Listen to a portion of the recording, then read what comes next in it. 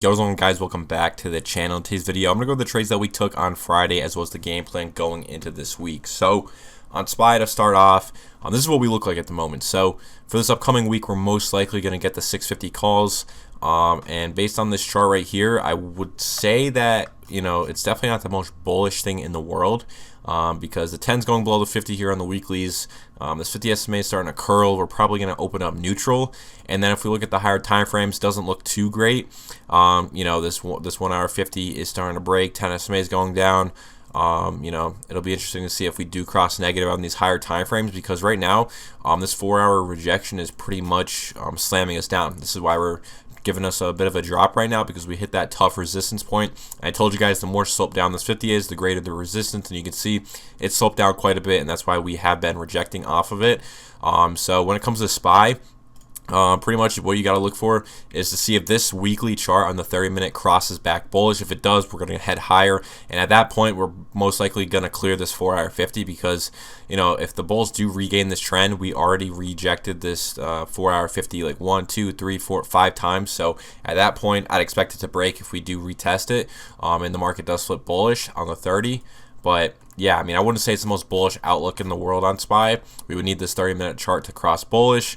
If we look at the higher time frames and go to the monthly contracts, overall bigger picture, we still are pretty bullish. As you can see, we're above the 10, the 50. If we did pull back to this 10 or this 50 SMA area, that would be a strong area of support that we could possibly bounce from.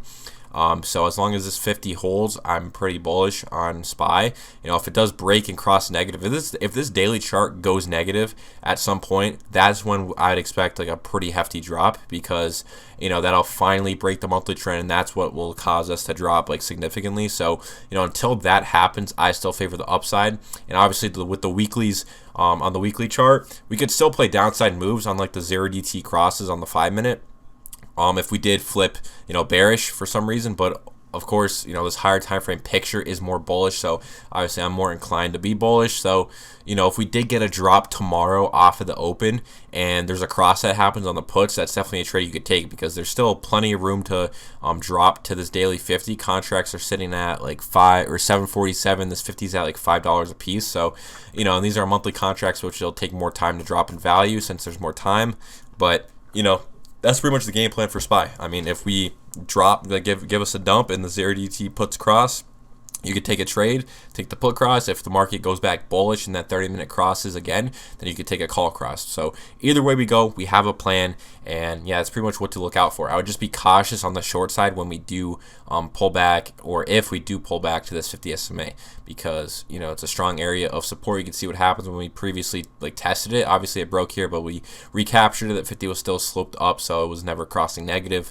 But again, key spot to watch. If we start to break below this 50 and close below it, and the 50's pointing down, 10's pointing down, and it's about to go negative, then that's where I'd be concerned for the bulls, and we most likely see a drop going. So that's pretty much my outlook on SPY.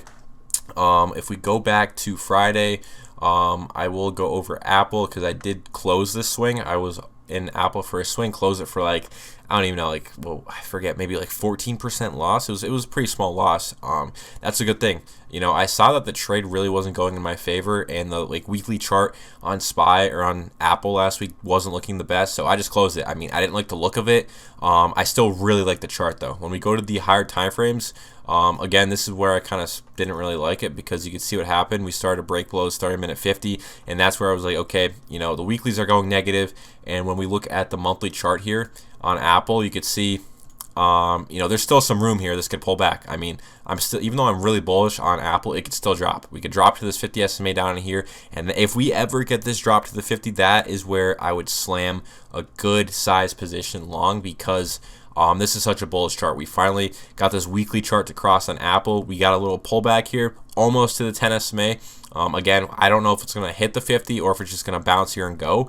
But the good thing is we have a plan either way. So we could either, if this does drop and we hit the 50, we could buy right at the 50 for a swing, stop loss below the 50 SMA on the daily time frame here, and swing it. Or let's say we don't get our entry to the 50, then we go back to this weekly chart on the 30-minute. And if this 10 SMA crosses back above the 50, that'll be our entry point. So that's kind of the great thing about the system. We have 2 entry points that we could use. And And either way, we're not going to have a trade run without us unless there's obviously a big overnight gap and like we can't actually get an entry. But if there's a move that happens, during the day, we're able to catch it, even if we don't get our, 50 SMA dip on the monthly contracts. Because if this chart goes and crosses on the 30-minute, that pretty much confirms, okay, we're not going to pull back to that 50, and we're just going to go and pump from where we're at, maybe off of that 10 SMA. So Apple, that's what we did. I ended up closing that, like I said, I think it was between like a 10-14% loss. So that's a pretty small loss when it comes to the winners that we have. Our winners, obviously, you guys know from last week, like 50 to 70% is where I'm looking for my first trim, and then usually the trade goes anywhere 80 to 120% typically on these trades. So yeah, when you take the small losses and you are able to hold the winners, that's why I love the system, because that's usually what happens. We could close our positions for a small loss, and our winners just outweigh them. I did take a loss on RGTI. It was actually a bigger loss. That was more so like 55-60%. Good thing I was sized a little bit lighter on it, because this was like a trade at the close I saw. It looked good for a swing, and obviously I think I ended up gapping down a little bit, and then it just dumped right off open. But I actually still like the chart. I grabbed it for like just some more extra time on my hand. So yeah, RGTI was a loss, Apple was a loss, and those are the two positions that I ended up closing last week. But I did re-enter RGTI. I still think it's gonna rip, but I just bought more time on that. So that's pretty much the positions we closed. And then U was another one that I did close, or no, not close. I actually ended up adding to this on Friday. But if we pull up, let me go back to U40 calls again. This is a good looking chart. So this is what happened on U. So this is where we originally bought on Friday, right up in here. We bought this 50 dip on Thursday, and you can see that ended up bottom ticking, and we were up at this point all the way up in here at 10:30 on Friday. This is where I was up 98%.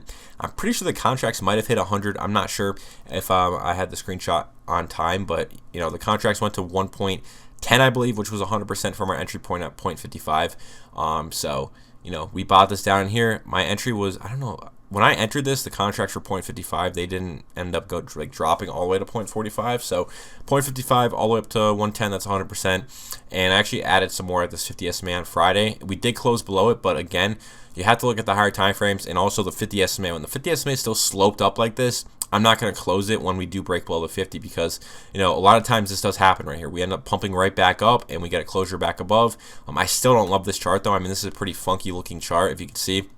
The 10's crossing below the 50. The 50 sloped up hard. So, this isn't an ideal chart for a swing. But, again, higher time frames on this look pretty nice. 1 hour's crossed. Again, I still don't love it, though.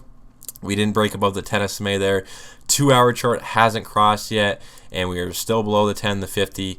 But, we are swinging this into next week. The higher time frames really aren't giving any, guidance here on the weeklies. But when we go to the monthlies, actually, it's a pretty good looking chart. So, you can see we recaptured that 10, the 50. I already went over this trade previously, but this is kind of just what I'm thinking of for the higher time frame outlook and what I think for this week. But you can see we got back above the 10, the 50. It's trending higher. I still think we're gonna trend higher this week.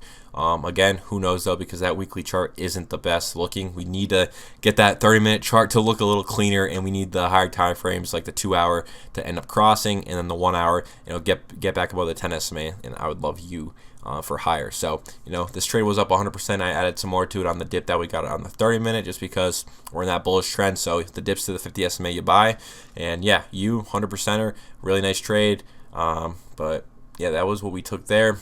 And then some trades that I do like going in this week. Intel, I already went over this, but again, I still think this is going to trend up a lot higher just because of the look on this monthly chart.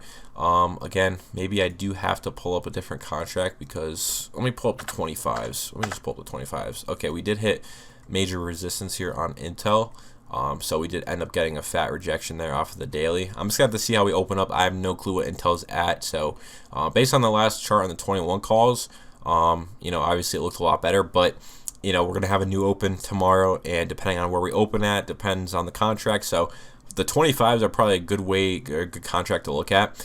But based on this daily chart, I would want to see it go across on the monthlies to, confirm that this is going to go higher. So until this 50 SMA breaks and crosses, then, this is probably going to end up getting a little bit of a rejection. I didn't really notice that the 21 calls was what I had in the watch list. So yeah, for Intel, hit major resistance. Need to see this chart go across for me to see higher. One really good setup I'll give you guys. FSLR. This is really looking good. So you can see here on the weekly contracts, 10's going above the 50.